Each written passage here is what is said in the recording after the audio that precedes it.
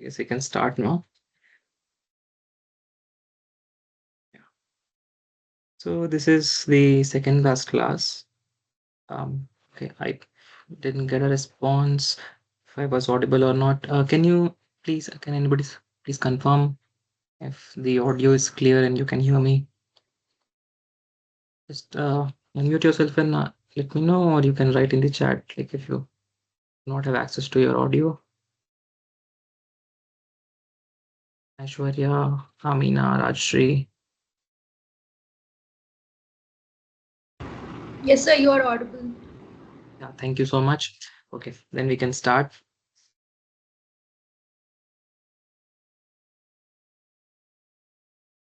So we are we are doing module 8, and we'll be finishing up with the broadband antennas today.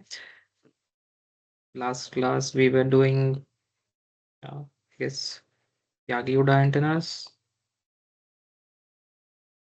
and spiral.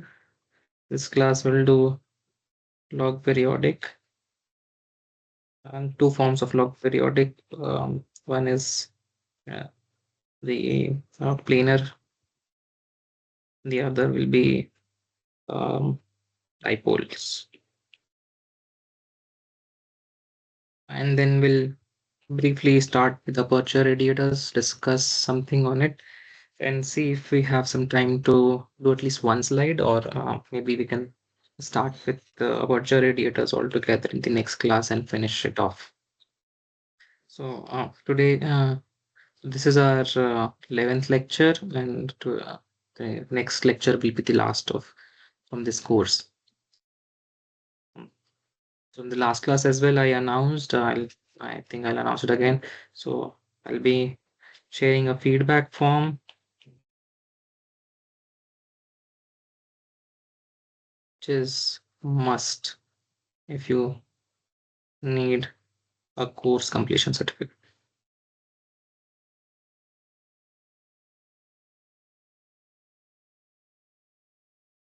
And if you don't want a course completion certificate, then it's all right. You don't need to feedback. The feedback does help me make changes to my course. One feedback that I know is that I'll get is the constant rescheduling of the classes. So I'm kind of aware of that. Anyway, so I will start with the material today. Um, okay, oh, sorry. So the feedback form will approximately take you 2 to 3 minutes to fill. So it's not a big form. We'll have some questions, but you'll have to grade me out of like me and my course out of, it will be like options, and you have to grade me out of 1 to 10 or something like that, that sort of thing. Okay, so we are somewhere here in this book. We're doing the broadband antennas, and we'll start with aperture radiators. I'll recommend after this course, do look at this particular textbook, the theory by C.A. Balanis. It's like the Bible of our antenna theory subject.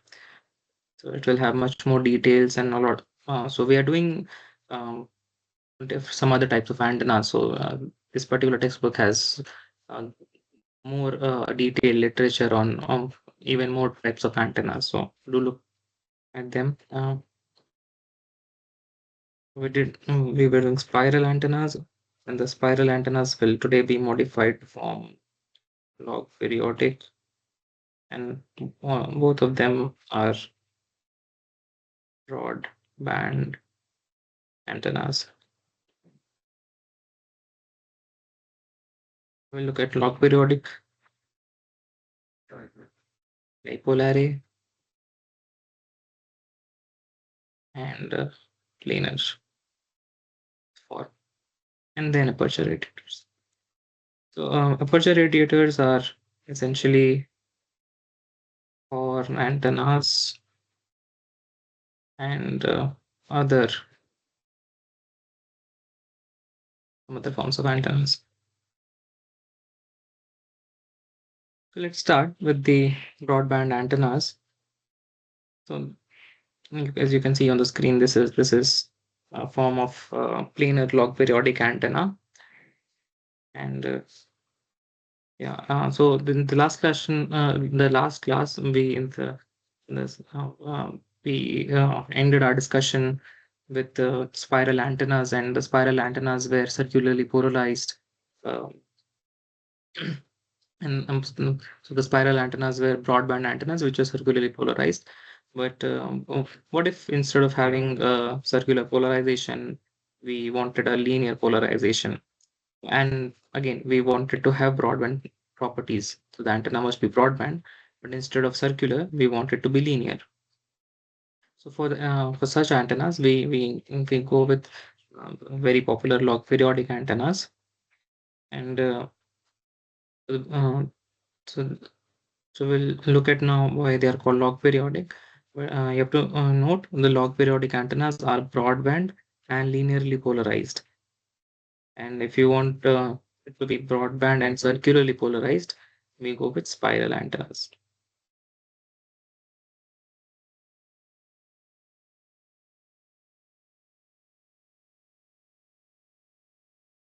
So it has a so the log periodic antennas. It has a for the planar case. If you're doing a planar log periodic antenna, it will have a tooth design cut out of sheet metal. So you can see over here, you have these teeth over here. Uh, it will hence we call it a tooth design cut out the sheet metal, and these tooth design essentially help with yeah, different resonances, and by keeping closely spaced resonances, you obtain a wide band response. So most antenna designs, we had also discussed in the previous class that if you're doing an antenna design, you will have one resonance, for example, from an antenna. But if you make your structure such a way that it resonates at two different, uh, it has two resonances at f1 and f2. Uh, so you can have antenna which has two resonances, and then if you bring them closer, what will happen is this particular. Do I have different colors with this? And I don't know. Okay, so if you bring these resonances closer, what will happen is it will start looking like this, and if you bring them very close, then it will have uh, an S parameter so looking something like this. So as compared to a single resonance, and two closely spaced resonances uh, increases your bandwidth. So if and uh, what if we bring more closely spaced resonances next to each other? In that case, you will have an antenna which has a wider bandwidth. Okay, so that's how we try to design broadband antennas. And in these cases, teeth, each of these teeth help us bring a resonance uh, close to one another, and hence we achieve broadband antennas. So the teeth discontinuities they tend to localize the region of maximum radiation and cause the current to diminish rapidly beyond this point. Okay, so if you remember from our discussion from the spiral antennas, where we had arms going around something like this, and we said that at a particular distance where there would be a region where it will start radiating, which will be close to lambda by two, or lambda by two distance. So as soon sorry, lambda by four distance from here. Uh, So there will be a region where there will be maximum region of radiation. Similarly, over here as well, at a particular tooth, or at a particular region, that particular for a particular frequency, and this will have a region of maximum radiation. For example, let's say we are choosing f naught over here, and for f naught there will be this region which from in both the arms, which will tend to localize which will tend to the radiation will be localized, and after that the current is at that particular frequency will start to diminish, and will have radiation from this region. And these tooth, they basically help in um, uh, maximizing the radiation.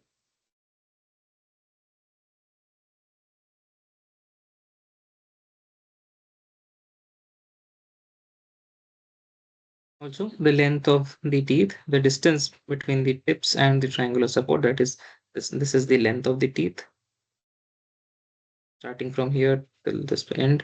The length of the teeth are determined by the angles between the lines of the origin. So they are determined by this particular angle, which forms at the center. So that will have, this will be at some theta or some angle, and this helps us determine the length of the teeth. And we'll see in coming equations that we have this theta and this particular there is term as tau, which is basically we have two independent variables which help us in optimizing the radiation at the optimizing the radiation of the antenna.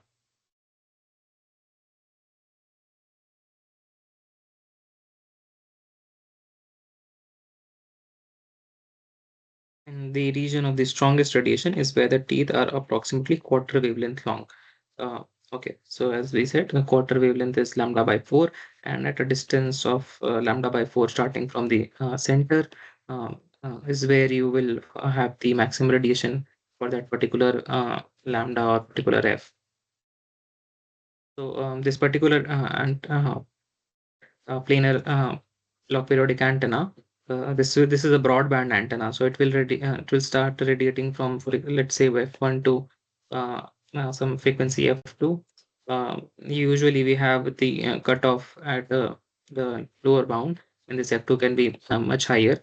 And between the f1 to f2 frequency range, if you choose a frequency f0, at that for this particular f0, you will have a corresponding lambda naught, and therefore for this particular lambda naught we will have a lambda naught by 4, and this is the distance starting from the center where this particular frequency starts radiating.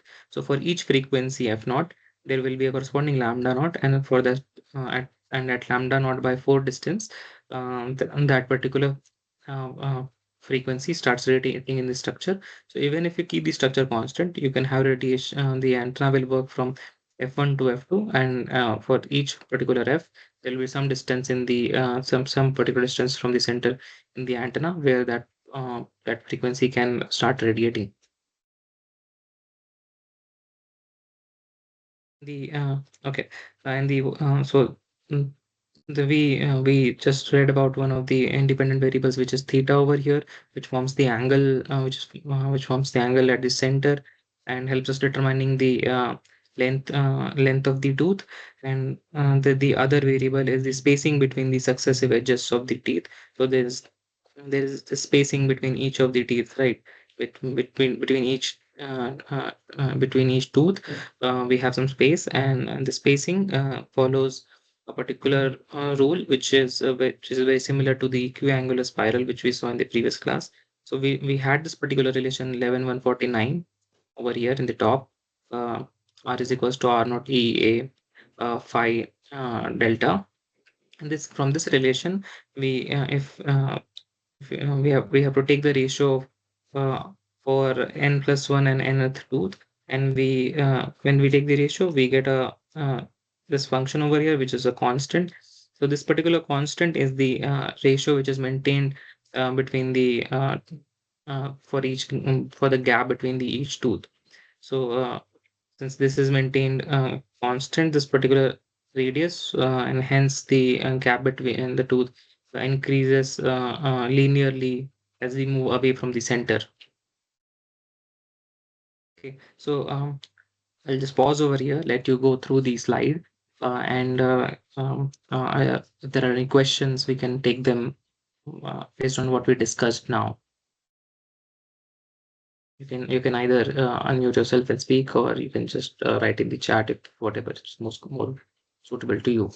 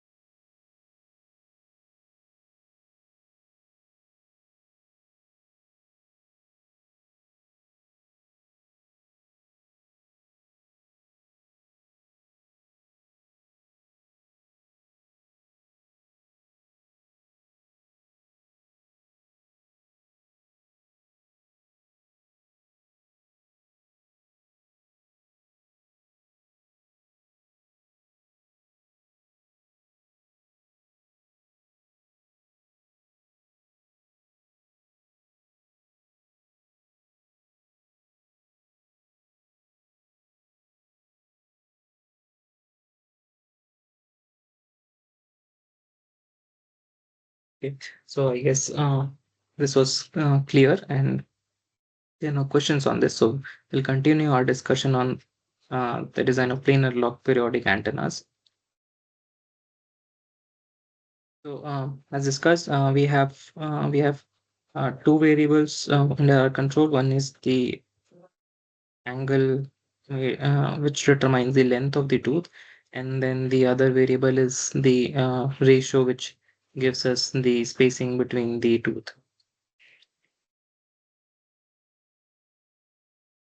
So this constant ratio is used as design parameter for log periodic antennas, and yeah,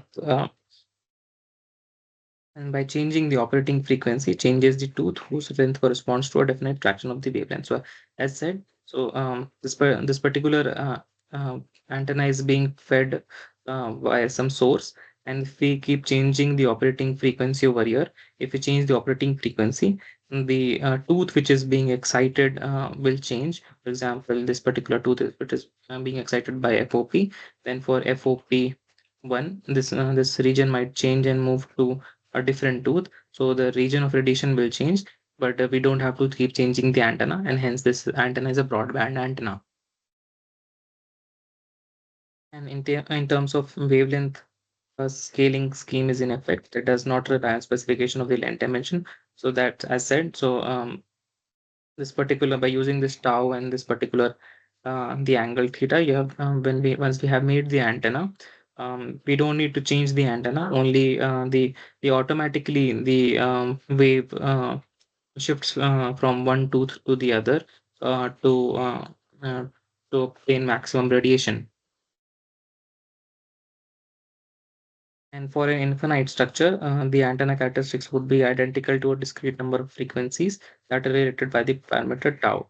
So based by so as we see for as we have seen for each fn, so we have a particular tau, and mm, uh, and this each tooth corresponds to a particular resonance, and we are trying to keep the we are trying and we are having more number of tooth to have more number of frequencies with us, and by changing this tau value, this particular the spacing between these frequencies will change, and hence we can optimize this particular structure. So and between and we have to but we have to note that if this particular tooth corresponds to fn, and this particular tooth corresponds to fn plus 1, the other one is corresponds to fn minus 1. uh, so on the radiation properties at n minus 1, fn or fn plus 1, they will be same, but between these two frequencies the radiation properties might be slightly different, because this is sort of the um, as parameter that we'll be looking at. This will be fn minus 1, this will be fn plus 1, fn plus 2, something like that. And so each of these resonance will have very similar radiation property, but between these two frequencies we might have some frequencies which have a slightly different radiation pattern or radiation property. So we can either write this equation, or we can take logarithmic terms, and then we can obtain this particular equation. And so the antenna characteristics will vary somewhat between the discrete frequencies fn, between the fn and fn plus 1. Uh, uh, fn plus 1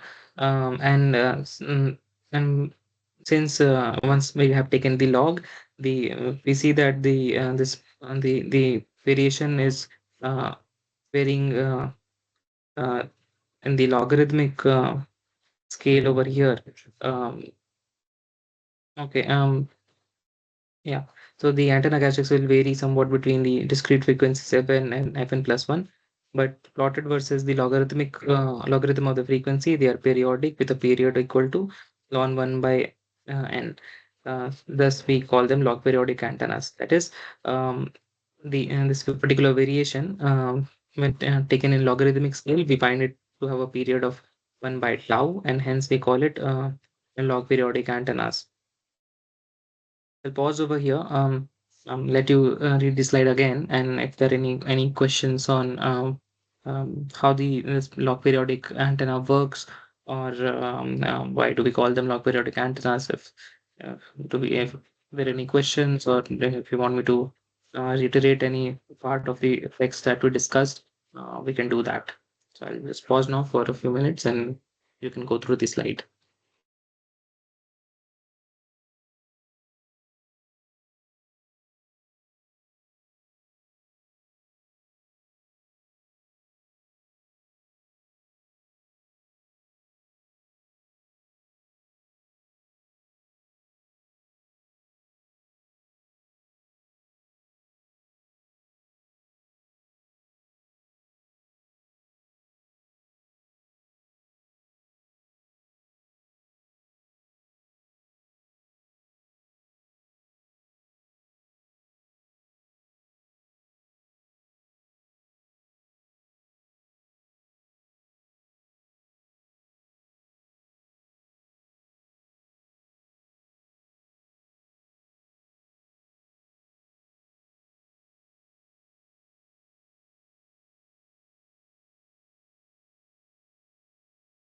So we'll continue with the discussion.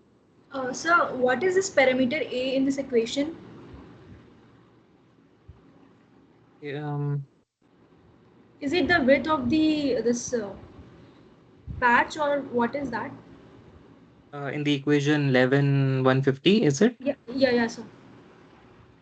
So if you remember from the discussion from the previous class when we were discussing spiral antennas, we had this particular equation 11149A. If This was the equation over there, and this particular equation basically gives us an equiangular spiral, uh, and taking the if you take a radius vector on the uh, line, we will have equal angles at all the time. And this particular A, which is over here in this exponent, this particular A determines how tightly this particular spiral will be wound. So this basically determines if this is very tightly wound or if it is very loosely wound. So this A determines that, and now we are using this particular equation, the equiangular spiral, to make these teeth in the log periodic antenna. So each of these teeth, basically, if you start making the circle in over here, will actually come in the lines like this. I'm sorry, it's very scribbled, but uh, this is an equiangular spiral, something like this. And when taking two of these equiangular spirals, you basically make the cut in the log periodic sheet antenna.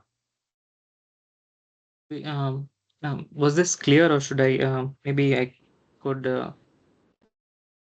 any Is follow-up it's question? the like the tightness like the so what we can call this like Yeah, you could call it how tightly the spiral is wound, or maybe a better term. You could go through the text somewhere, or Google this.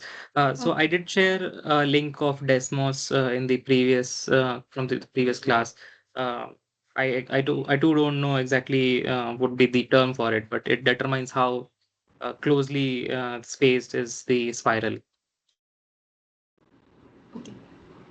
Thank you. You could try varying this A in the Desmos site and see how it changes the spiral. So if you want to get a more uh, uh, visual experience of what this A does in this equation.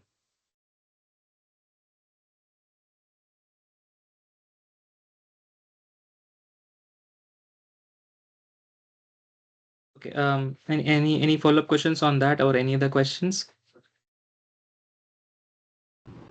No, so it's okay. Thank you. Yeah. Uh, Thanks for the question. Okay. So if there are no further questions, we'll continue our discussion.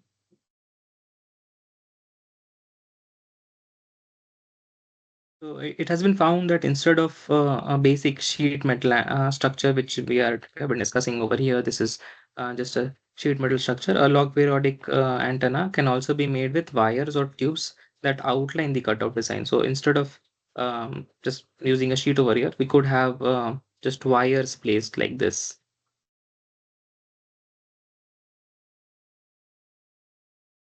I'm drawing over the existing sheet metal design. So we could have wires and which instead of having these teeth and the antenna, and this could be used to a similar kind of the structure by using wires or tubes can be used to model a log periodic antenna. And based on the equations that we have seen, we have to make this particular tau ratio and the angle ratio and the angle thing uh, consistent. So the diameter of the of each of these arcs will essentially follow this relationship. So the spacing between them will be decided by this particular tau. So this radius of each of these arch uh, will have to maintain this particular ratio, Rn plus 1 by Rn, which is equals to the tau.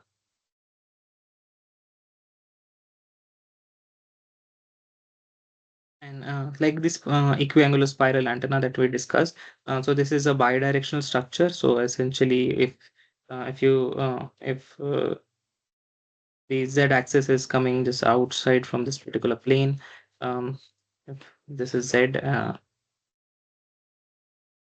this is x, and this is y, and z is coming out of the plane.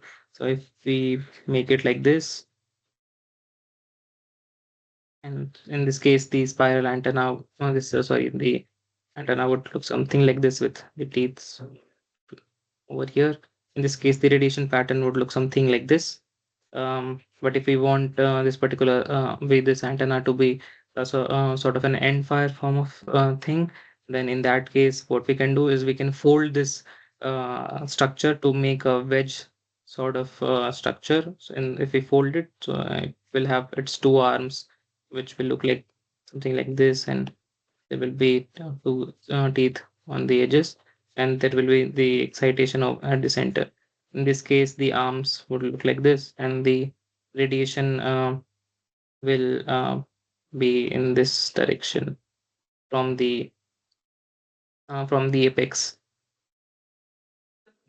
So if we once folded, this will look like some wedge structure, and it will radiate in this direction. Its beam will be in this direction.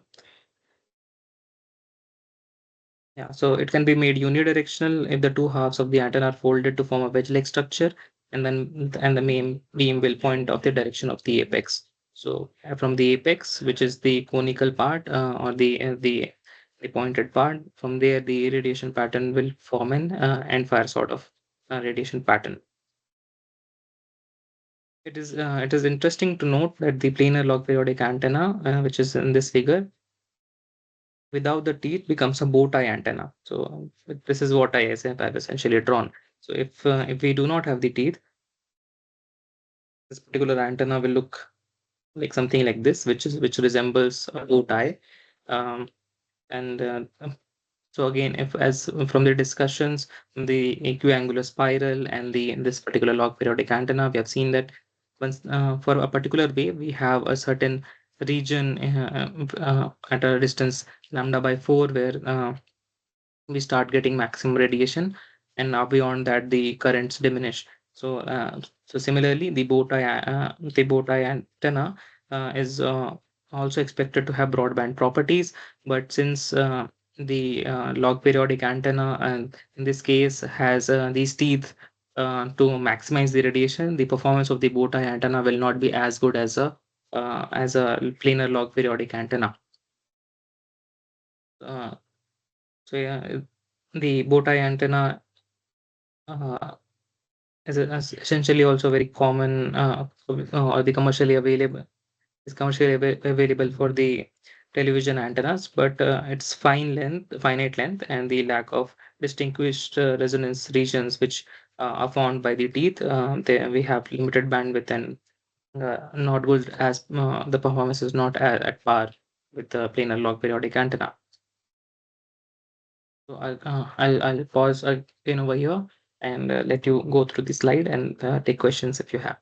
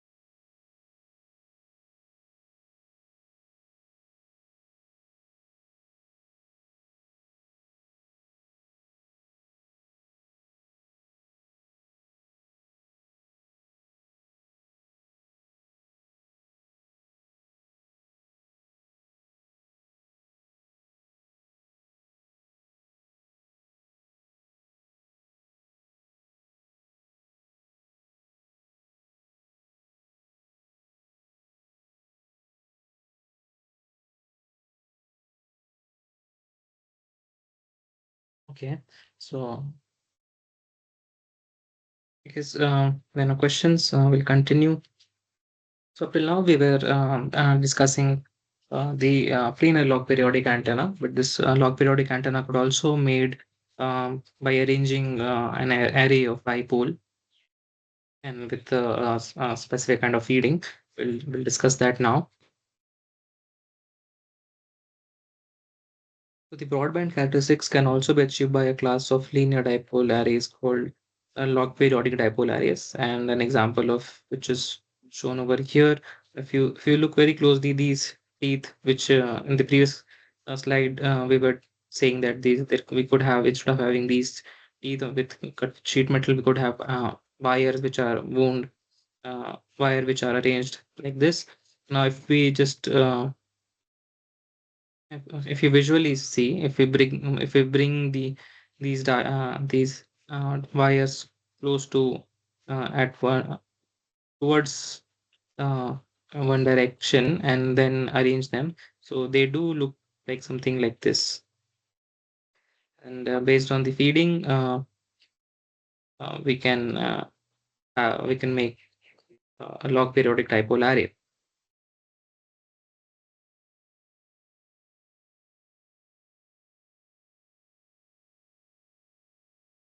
So the dipoles are of unequal lengths and non-uniformly spaced, like the teeth. Um, Again, we'll have this tau and a theta. Over here, we had this theta angle for the teeth. And similarly, we have this alpha angle over here for which determines the length, and we have this particular ratio which determines the spacing as well. So the ratio between the dipoles which are placed next to each other uh, and the distance at which each of these dipole are, for example, if we this is the nth dipole and this is the n plus 1th dipole.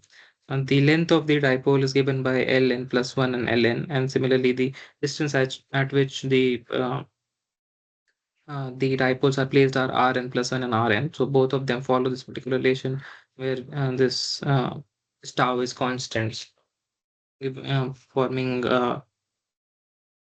forming a periodicity in log terms as we have seen in the previous slide. So this tau is the design parameter. So essentially, if you fix this particular tau, the greater part of this particular design is fixed. Uh, and since the element spacing are related to the distances to the imaginary apex point O, we can write the distance d, the spacing between the two elements d, and by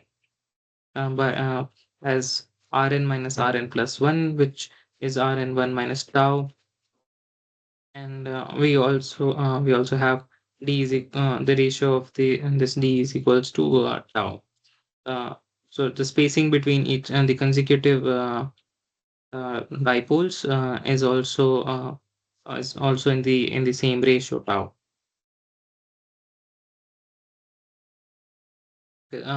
Let's continue the discussion, and then I'll pause to take questions on the log periodic dipole array. And besides this tau, there's only the only other design parameter which is required is this particular angle alpha, or we can also write in terms of the spacing factor kappa. So kappa is basically d n by ln. So dn is the spacing between the nth dipole and the n plus 1 dipole, and ln is the length of the nth dipole. So kappa is dn by 2 ln, and the relationship between tau, alpha, and kappa is as follows. Tan alpha by 2 is equals to ln by 2 Rn, and now this Rn can be written as dn by 1 minus tau, and this thing solves to be 1 minus tau by 4 kappa. So alpha, tau, and kappa, they follow this particular relation. Tan alpha by 2 is equals to 1 minus tau by 4 kappa. So if we were directly looking at this particular structure, then we had this ln, um, and we had Rn, and we had D. So all these variables, it seemed that they were these were the variables, and there were three variables. But actually, we only have two independent variables, which are alpha and tau, or you can say the kappa and tau. And because of the scaling, these are the scaling relations. And because of the scaling relations, the changing operating frequency only changes the particular dipole whose length is a certain fraction of the wavelength, which is usually lambda by 4. So what happens is when you give excitation over here, or let's say if you are providing FOP at this excitation, this FOP travels through the path, and as it reaches a dipole which is a lambda by 2, like if this particular this ln is close to lambda by 2, at that particular dipole is excited by that frequency, and it radiates over there and in the nearing dipoles. So for similarly, if this we change this FOP, and if it corresponds to, let's say, L2n, and so the wave will travel to the 2n dipole, and then over there it will start radiating. So irrespective of the design, it can excite multiple frequencies, and hence we call them broadband antennas. So for each operating frequency, there will be few dipoles which will be excited, and that particular region will start radiating. And yeah, so that's how the log periodic dipole array works. So comparing it with the equiangular spiral, when we had the equiangular spiral like this, we had the arms which were going around like this, and moving from the center, there was a region where the arms would start exciting a particular frequency f. Similarly, for the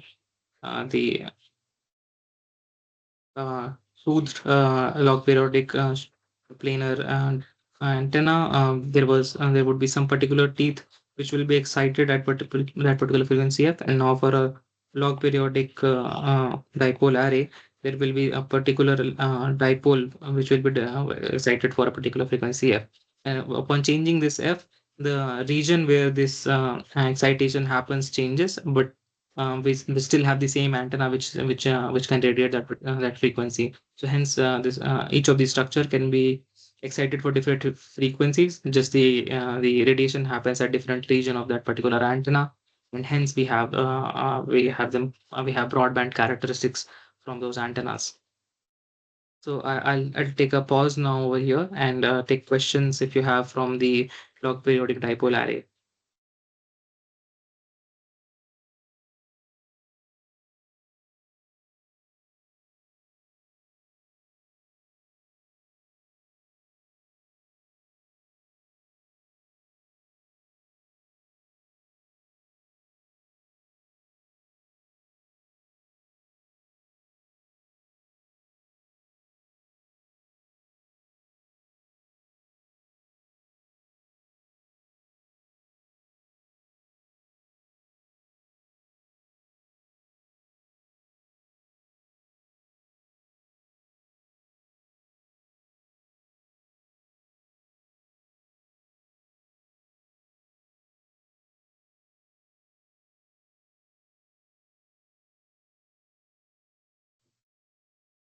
So there's a question from Khalid. Um, that they have designed a bow tie antenna, and the question is, these dipoles are dependent on which quantity? So these are as so the discussion that we're having is on broadband antennas, and um, the first antenna was an equispiral. The second one was log periodic, planar log periodic, and now we are discussing log periodic dipole array. And each of these antennas had they had a similar type of working principle, and but they were design parameters which slightly vary. for the equiangular spiral, we had that we had a relation which was something as r is equals to r naught uh, e power a and then some function of theta and phi. And so based on this a and this r naught, you could tune the equiangular spiral to have better radiation characteristics for that for your frequency range, or as discussed in this today's class for the log periodic, where we have tau and kappa, which are the variables which can help us tune the particular tune our design for a particular bandwidth.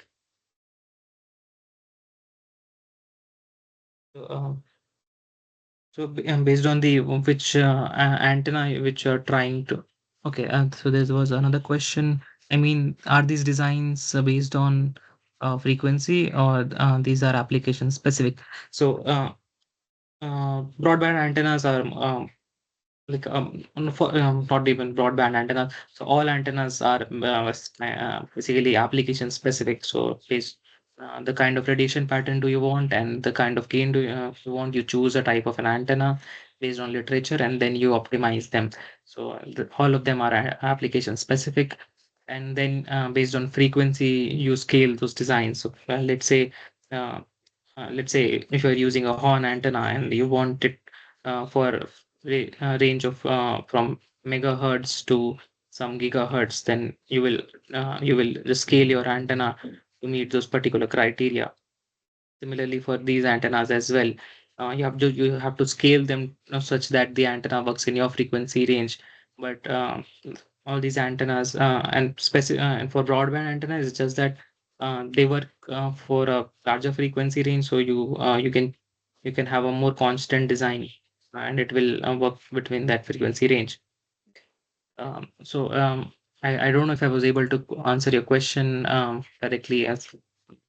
So if you have any follow-up questions, Kylie, or you can try to rephrase your question so that I can answer like in a better way. Meanwhile, I'll attend to Surya's question. Can you explain the part again why log periodic antennas are preferred over bow tie antenna?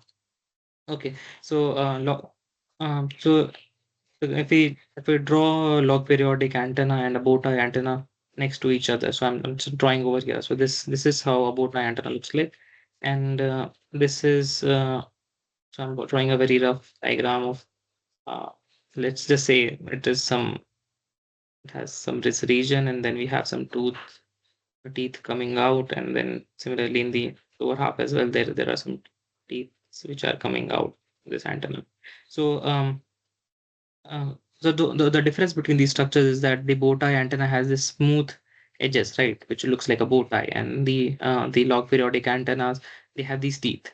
Now, the advantage of having these teeth is that they tend to maximize the radiation at particular frequencies, f1, f2, and so on, which means we will have very good resonances or very good radiation at these frequencies, and these frequencies are closely spaced. So when I started the discussion, I said an antenna can have an S parameter which looks like this. Let's say this is beyond 10 dB. And then if we start putting very closely spaced resonances, it will have a larger bandwidth. And and at these frequencies, the radiation will be excellent. So and when they are closely spaced, the frequencies between them will have a good radiation characteristic.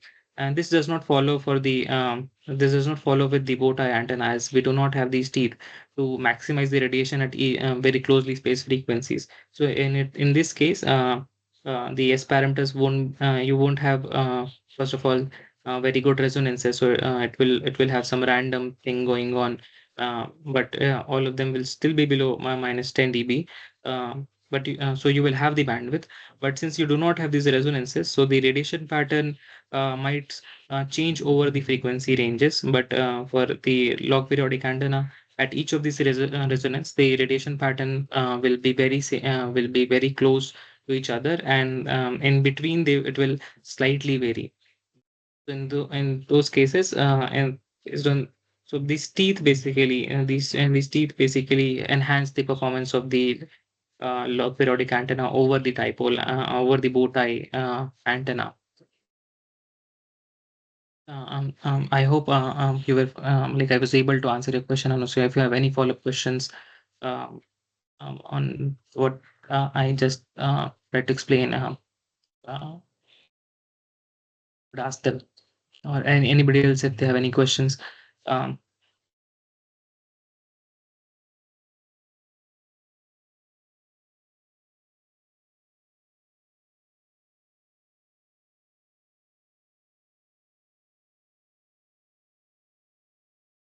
Okay, there's a question: do these designs cater to larger frequency bands? Uh, yes, they do. But I'll need to know which frequency, like what frequency are you expecting?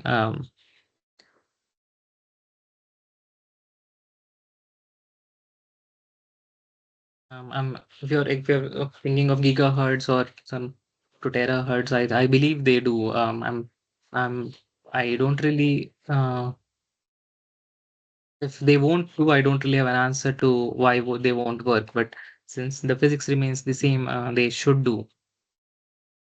But based on the type of material you'll be using, the performance might change. You'll have to make sure you don't use lossy uh, material at those frequencies.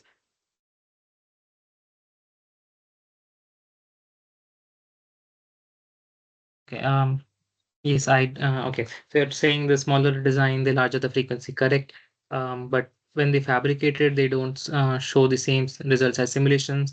So your simulation results and fabrication results may not match for many reasons. It could be the may, because if you're trying to fabricate and your device and your fabricating device has some tolerance, and if that tolerance is very close to your operating frequency, or if, so in that cases your device, you might not even be operating at the correct frequency, or the tolerances may come into play. Also parasitics will come into play at very high frequencies, and which might deviate your results. And since you're operating at very high frequency, let's say terahertz region. In those cases, the parasitics and the tolerances might completely change your measurement results. So you'll have to be very sure of the design that, or try to make designs which may not just uh, deviate due to these tolerances. Um, okay, another question. Okay. Let me know if you have any questions on what I tried to say. And no, the next question is, your design skipped a frequency band when it was fabricated. Does the environment conditions also cause distortion in the results? I guess you should test your antenna in an anechoic chamber to avoid the effects of the environment, and make sure you have calibrated your device correctly. That could also be an issue, or the cables you are using might not support that particular frequency, or the connectors could be an issue. If your antenna has been fabricated uh, very correctly, if there is no issue in the fabrication, then this could be the effects. And if you are testing them outside, uh, any metallic or any conducting structure which is very close to the antenna might affect the performance. Okay. So so this particular okay. Let's what we can do is we can discuss the specific problem of why the an antenna would skip a band, like based on um, what you try to fabricate, and we can have a one-on-one discussion on this. Um, and Yeah, we can do that. And let's right now stick to the course that we are trying to finish. Um, so any questions from Khalid, you or anybody else on the what we discussed now, the our discussion on broadband antennas?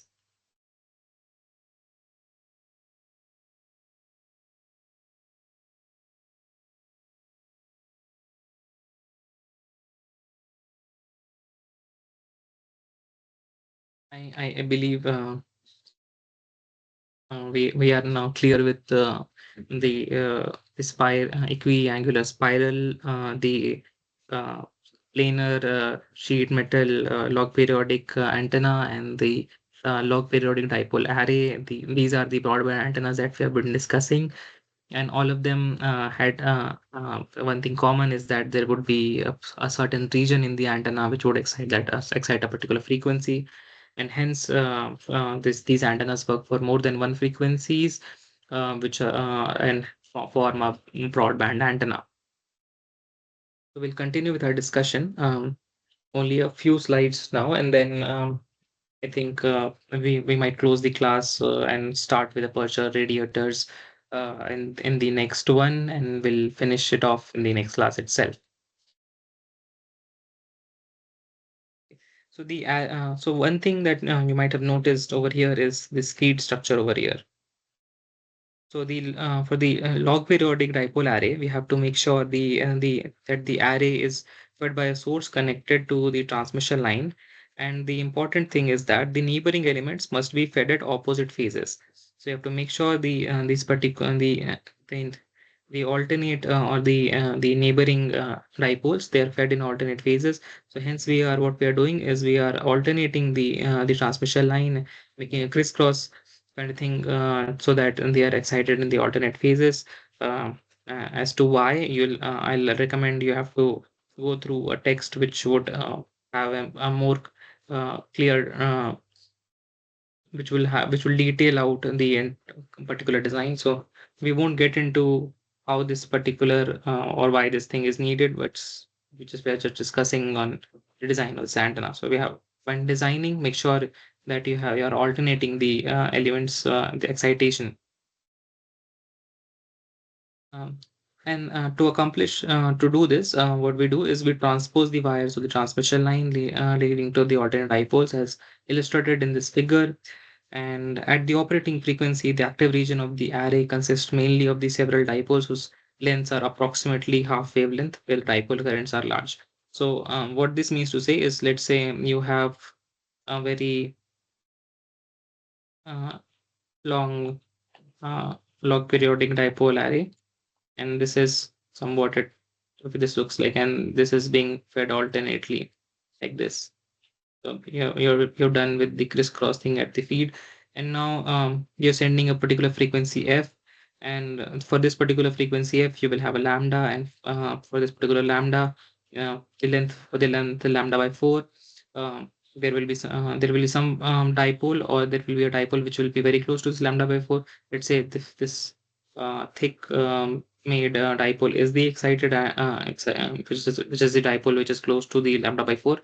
So and for this particular frequency, this particular dipole will be excited, and the neighboring dipoles will also get excited, because they are all close to that particular lambda. Hence, the current distribution will excite them. And for the rest of the dipoles, they won't actually be excited. So only this particular these neighboring dipoles, which are close to this lambda by 4, will get excited, and this will cause the radiation. So that's how this works. And yeah, similarly, and if this f changes, the this particular region might shift left or right based on how the frequency is changing, and again you will have this radiation. So, and if you keep moving this particular frequency to or either keep making it larger or smaller, based on that, this will move towards or end of the antenna. And if this particular lambda by 4 thing is not within this antenna, it will go out of the broadband characteristics of the antenna, and you won't get any excitation. So this will limit uh, our frequency range between based on the smallest length and the largest length that you have with in this log periodic dipole array.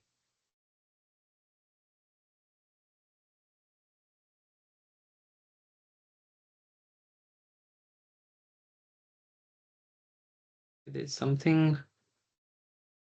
Okay. Um, and the currents in the dipoles outside this region, outside this particular region, are relatively small, so they do not affect the performance. And the array operates in an end-fire fashion with its main beam radiation in the direction of the short dipoles. So the main beam radiation is towards the short dipoles, like something like this. I think I have a picture as well. Yeah, okay, I've scribbled over it. So, anyways, if you can see this, so you have your log periodic antenna over here with the dipoles arranged like this, and the radiation is towards the shorter dipoles. So I think I'll pause now over here and take any questions that you have. Let's just see if this is the last slide on broadband antennas. Yeah, this is the last slide on broadband antennas. If any questions from the our discussion on broadband antennas, we can do that now. The next slide will start with aperture radiators.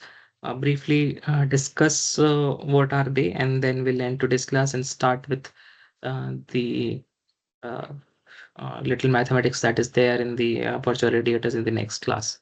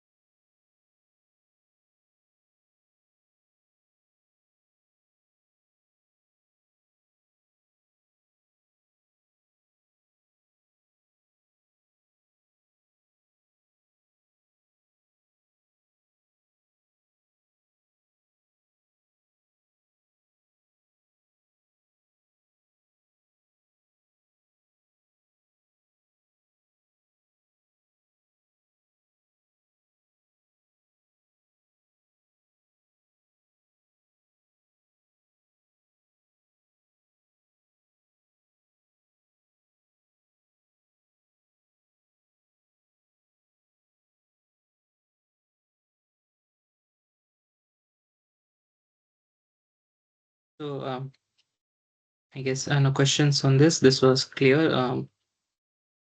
If there are any questions, you can always reach out to me. Um, so I'll continue our discussion. Start the discussion on aperture radiators, and then briefly discuss what are those, and then do the math later in the next class. Okay, so aperture radiators are basically a different. Uh, we try to solve them in a different way as compared to the antennas that we were doing up till now, which where we had the current distribution with us. But in many cases, we might not have that with us. Um, So our analysis of the radiation characteristics of antennas has generally proceeded from the current distribution on the antenna. So if we had a dipole, we knew how the current was like. Uh, uh, for example, if when we had uh, a magnetic dipole, again we knew the current distribution across this as well. Uh, and for log periodic arrays uh, the spiral antennas, in all those cases we either had the current distribution with us, or we had some ways to solve it. But what if we do not have that? um, and our discussion usually started in this fashion. If you remember when we started with the class, we said that if we have the current distribution with us, uh, if we see the equation 11.3, when we started the class, if we had the current distribution, we could solve for the auxiliary potentials, and when we had the auxiliary potential, by using the auxiliary potential, we could solve for the magnetic field, and from the Maxwell's equation we could get the electric field as well. So this is how we went about in calculating the electric field and then the radiation properties. In many cases, this electromagnetic radiation may be viewed as emanating from an opening or an aperture or a conducting enclosure. So, for example, this here is a slot antenna or a horn antenna. Over here, we do not have a current distribution with us. We instead we have an electric field which is traveling inside inside the this waveguide, and then there is this slot from where this particular this field could escape. Similarly, over here in the rectangular waveguide, we have some electric fields. We have some fields propagating, and then we have this particular structure which helps us radiate that particular field. Well, over here, we do not have the current. Now, how do we solve this? So, in these kind of antennas where we have some aperture from where the fields would radiate, on these kind of structures are called aperture radiators. And to be sure, the source of the radiation can always um, be traced to some kind of time varying current somewhere, but the current distributions are often unknown and difficult to approximate. So in these structures again, the waves which are traveling inside this must have originated at some oscillating electric field, magnetic field, or through some oscillating current. But over here, and as for these apertures or the radiators, we do not have the current distribution with us. We just have electric field, the distribution of the electric field with us. In these cases, we try to solve them in a different way, and hence they are aperture radiators. And such radiating systems are quite unlike dipole antennas and must be analyzed in a different way.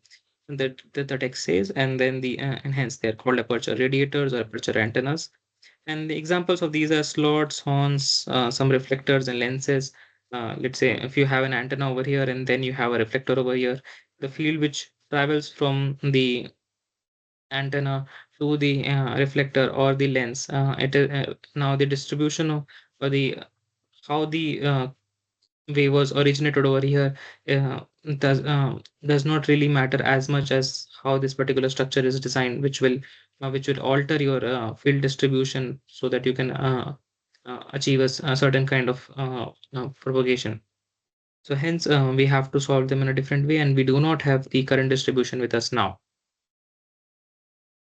Okay, so I'll stop over here and start with our discussion on the aperture uh, radiators in the next class. We'll do some math and then do a few examples as well. Um, I'll stop over here. That's all we had planned to cover today. If there are any questions, we can discuss them now. Um, and if there are questions on the feedback form or the certificate or the timeline, I can answer them. So just to clarify, I don't think I'll be able to take a class next weekend because I'll be traveling. And the last class, I might have to change the time a bit. It might be very early in the morning or very late. Not sure because I'm moving to I'm going to Ireland for a few months. So I was hoping I would have finished the course before I left, but we do have one class left.